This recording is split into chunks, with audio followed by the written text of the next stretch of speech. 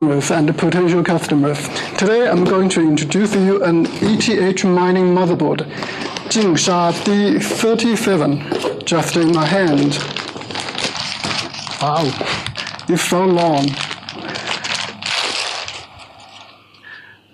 This motherboard is from Jingsha. Jingsha is actually Chinese phonetic transcription, which means powerful shock. So far as I know, after purchasing this motherboard, many customers get into trouble in cable connecting. As you can see, there are so many headers on this board, but there's neither 24-pin power header nor EPS CPU 8-pin header. That's totally different to normal DIY motherboard. That's why I'm making this video. It will take you 10 minutes and you will be able to build an ETH mining computer based on Jingsha D37 motherboard by your own hand. Okay, let's get started. First, montage motherboard and then PSU. Unlike DIY motherboards, Jingsha D37 has neither 24-pin power supply header nor CPU EPS header, as I have already mentioned. So you may ask, how could I power this motherboard? Two situations. First, if you are using a normal PSU like this one,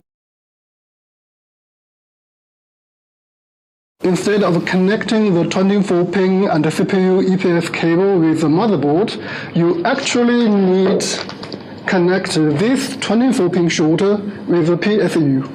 You will get this 24-pin shorter together with the motherboard. How to use it?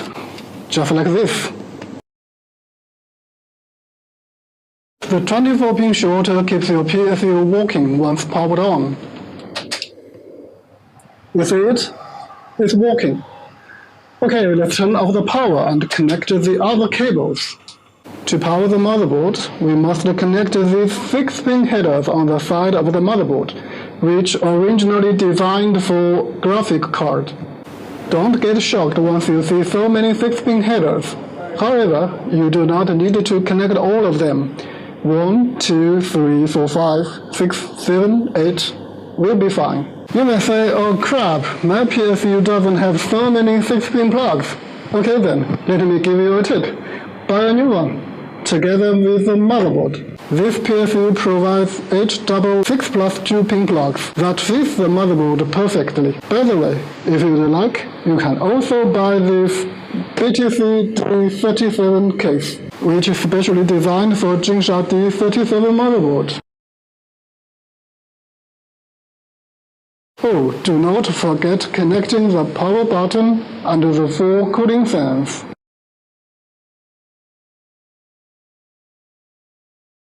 Okay, finally you can show your graphic cards, the most important component for an ETH miner.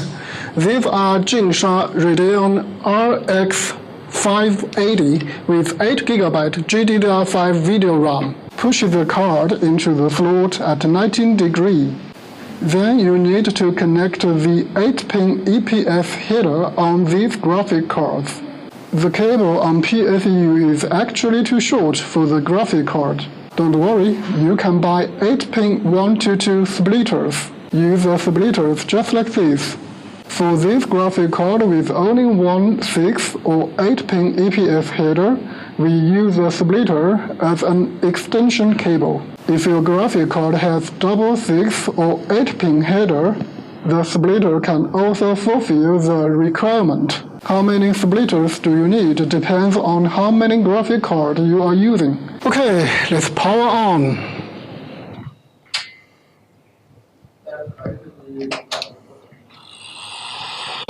Oh god!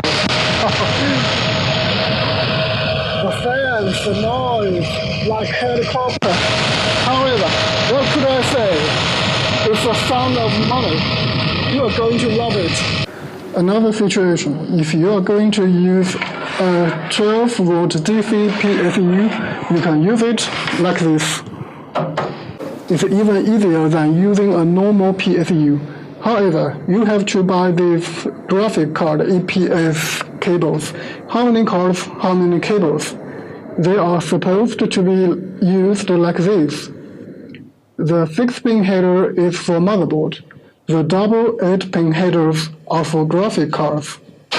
After building a miner, you need to install operating system, Linux or Windows, both okay.